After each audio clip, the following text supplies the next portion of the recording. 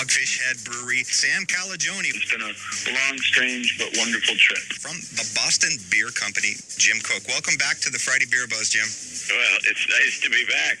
They're normally from Aberdeenshire in Scotland. From Brewdog, we have James Watt and Martin Dickey. Welcome to the show, guys. Biggest mission today is just to make other people as passionate about your state craft beers as we are. And now, the three-time winner of the Pennsylvania Association of Broadcasters Excellence in Broadcasting Award, the recipient of 2 Pennsylvania Associated Press Broadcasters Association Awards for Excellence, promoting and advancing the craft and microbrew culture in Northeast PA.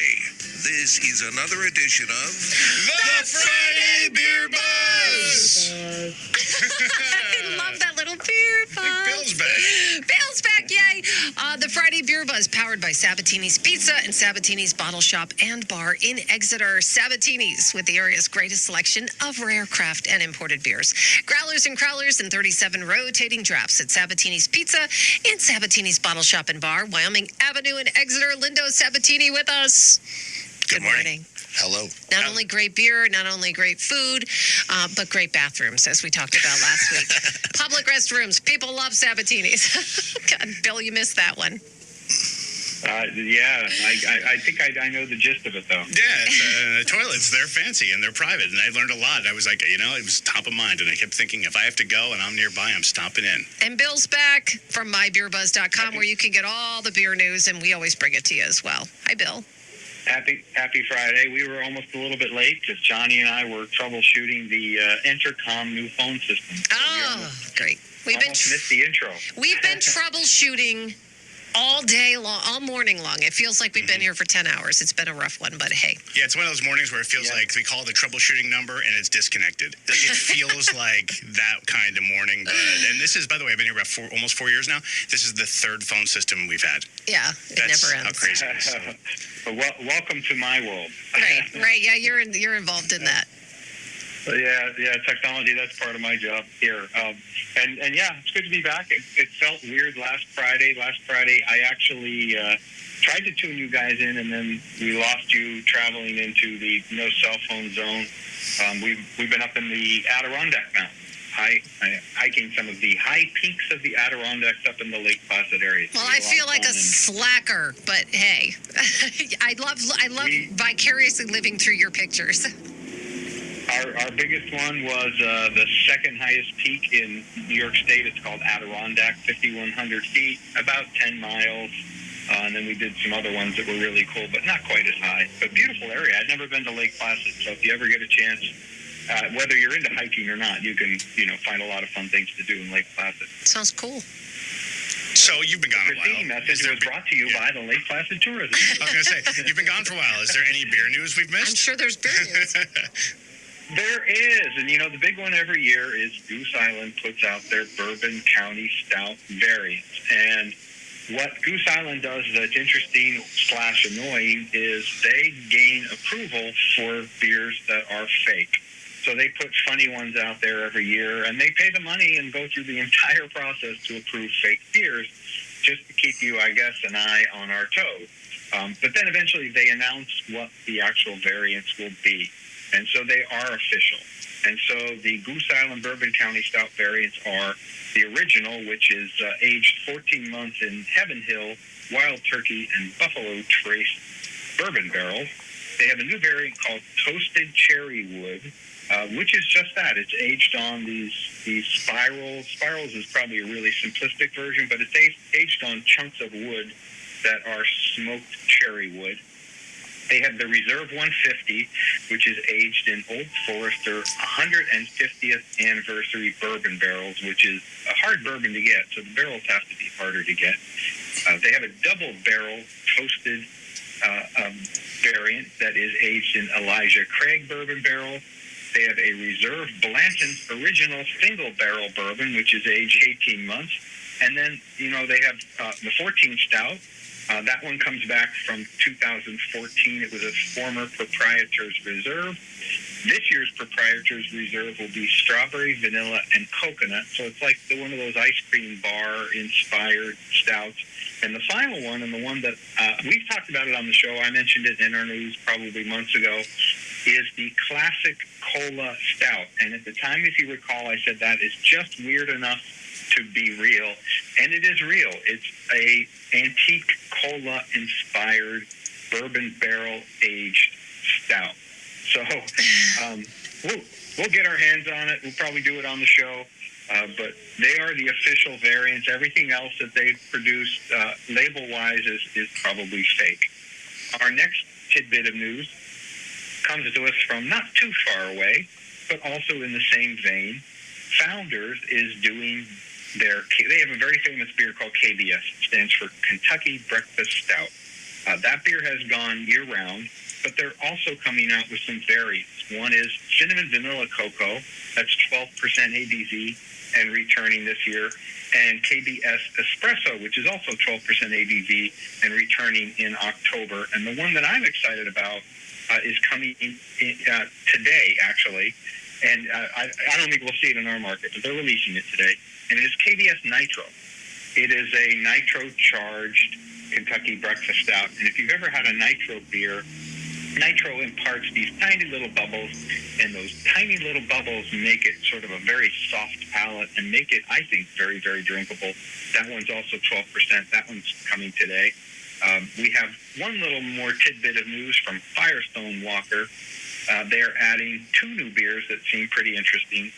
One is the 2021 Royal Street, and it's a blended ale aged in cognac barrels, rye whiskey barrels, bitters barrels, and if that's not fun enough, absinthe barrels with lemon juice, just because, who could do all that without adding lemon juice?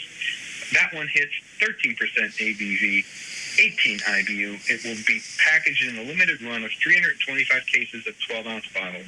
And the final one that I'm very excited about, because I'm already thinking about beach beer here in a few weeks, Firestone Walker is coming out with their Mind Haze, which is a beer you've done recently on the show. But they're coming out with Mind Haze Light. And so it's a sessionable version of Mind Haze.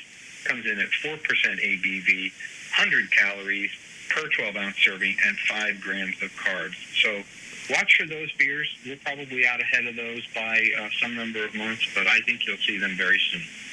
Cool. Sounds good. I have to say, today's beer is I'm already partaking, because this is definitely something that has my name all over it. This is really good. Yeah, we've been, we made this comment several times, and we don't always do something about it. In the John Webster days, we were what I would call very IPA heavy on the show, which is great. I love them, but they're not for everyone. And I do think we should expose people to more beers of different styles. And so this one was kind of my request, maybe not the specific beer, but a request to go into a stout. And our beer comes to us from Canada. It comes from Montreal, Quebec. It's a brewery that's been around for quite a while. They started in 1998, and it is the Microbrasserie Du de Chel. Du de Chel. And the Du de Chel, and that's the shortened version. We just call it Du de Chel. And it is the bourbon barrel-aged Péché Mortel. And don't be fooled by the name up front, because normally when people see Péché in the beer world, and Péché is both E's are accented in it, so it's kind of an odd pronunciation that I'm sure I'm doing incorrectly. But when most people read Péché, they think of the translation of peach, and they think that it is a peach beer or a peach sour. In this case, it is not. No, not at all. I was going to ask Linda, because you'll serve drinks at the bar. What does someone have to come up and ask you, for a recommendation? What would they have to say to you for you to go, this is something you should try? This beer. No, but I guess they meant what if they what would they ask you? Get me something that's really chocolatey or. I tapped this beer that is on draft. What we're drinking right now, right. The Péché Mortel is on draft, and I tapped it 2 nights ago, and somebody's like, "What should I ask?" No, this beer right here. Right. And they're like, "What do you mean?" I said, "This beer right here is the beer that you're gonna drink. Just stop." I said, "You just came off a different stout. You need to try this stout." And so it's a stout. Once in a while, there are beers that. Just worth trying, and you just say... That I will actually say, okay, no, wow. And that, when I first tried this, every time I tap a beer, I taste it. And as soon as I tasted this, I poured a little bit for each of the bartenders. I said, "You got to try this." This It's is wildly great. It's unique in like a really good way, but I was saying it because to me, it doesn't taste much like a beer as much as it's closer to like a hard liquor almost. Oh, it's But a beer. well, I know it's a personal. But it has that. personal thing. It's that whole bourbony kind of. Imperial Coffee Stout aged in bourbon. Now, the base beer for this, just regular Pêché Mortel, non-bourbon barrel aged, is fantastic. And we had that on draft prior to this. So when that kicked, we knew we were rolling right into this one. It's very good. And, the pandemic has messed up a lot of businesses, obviously. Right. One thing it has done for us that's positive is it allowed us to get our hands on certain beers that we wouldn't normally have seen because a lot of the other bars were closed. So I was able to get my hands on 4 different Pêché Mortels. The regular, the bourbon barrel aged, cassis, and there's one done with a Mexican spice with chili and chocolate. Wow. So for me to be able to get my hands on these, because they're really only released one day, Pêché Mortel Day each year. So for me to get my hands on these was fantastic, and we're going to be running them one after another right now. So you have this right now. This is on draft, right? Yeah, we're doing this beer You guys today have because I knew I you was tapping it. have to go tonight and get this beer. It's that good. And as the guy serving the drinks, like if I go up and I say, "What do you recommend?" If I saw you light up, like you're smiling, like this is the beer, I'd be like, "Give me 2." That's a you're good. That's I don't ever do it because I don't want to say it like that. It's hard at this point when I'm doing this all day long every day. Get excited for me to get excited about a beer. But this beer I did light up, and as soon as people saw it, like getting excited and teary. They all started ordering the beer. Like this is what made this type of beer is what made you fall in love with beer. It seems like it's it. Go ahead. That's Bill. great. Sorry.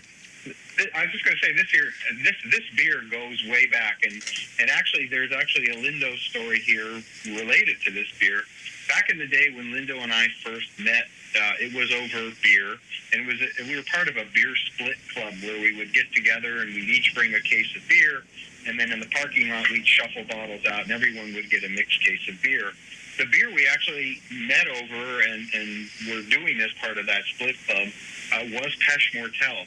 So I have very fond local beer memories of this beer, but it is by far one of my favorite. Even the non-bourbon barrel aged beer is by far one of my favorite. It leans into sort of a Russian Imperial Stout, but it's not quite a Russian Imperial Stout.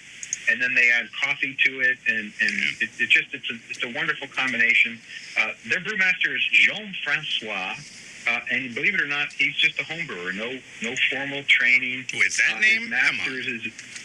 His master's is in microbiology. And a lot of people ask, what does Pêché Mortel mean? Pêché Mortel means mortal sin. If you look at the beers of Dieu de Chel, all of their beers have this weird sort of twist in the naming. And Dieu de Chel itself is actually an exclamation, and it means God in heaven. Ooh, well, that could be why you were so excited, Lindo, when you drank that. That's what it was from the light above. It's great. Thank I'm you. telling you, this is fabulous. I really love it. Yeah, Dieu de Chel opened in 1998, and they had on their very first night, they had 300 people in this tiny little pub. They opened a second location in 2004 just to bottle their beers because Pêché Mortel really made them take off. In 2008, they owned a third location that is a pub, and by 2015, they had gone from 800 hectoliters a year to 1,000 hectoliters a year. And here's your quiz for the day, Jason. How much is a hectoliter? Oh, it's more than It's a heck of a lot. Yeah, it's more than a mechaliter, and that's from my science teacher's mouth to your. But it is. I had to look it up. It's 26 gallons. So that equates to last year they did 338,000 gallons of beer. Wow. All I have to say is this is fabulous. I like it. I give it 2 thumbs up. What about you, Jason? I think it's a little too manly of a beer for a guy like me. But it's really good, though. I enjoy the sampling of it. It's really good. Man up. I have 4.5 gallons of this left. So you we only have had 5 this. gallons. No, it's really good. I like it a lot. I probably wouldn't drink a giant So mug they of it, but can it's just good. come in and Really say, I good. want the Pêché Mortel, and then So give me that coffee stout you drank this morning. it is the Dieu de It's Chel excellent. Bourbon Barrel Aged PÉCHÉ Mortel, and it is at Sabatini's. All right, Bill, we'll talk to you soon. The Friday. Okay, thank you. Have a good weekend. You too. The Friday Beer Buzz, powered by Sabatini's Pizza and Sabatini's Bottle Shop and Bar in Exeter. The area's greatest selection of rare craft and imported beers, growlers and crowlers, and 37 rotating drafts at Sabatini's Pizza and Sabatini's Bottle Shop and Bar, Wyoming Avenue in Exeter. The Friday Beer Buzz, bringing good beers and good people together.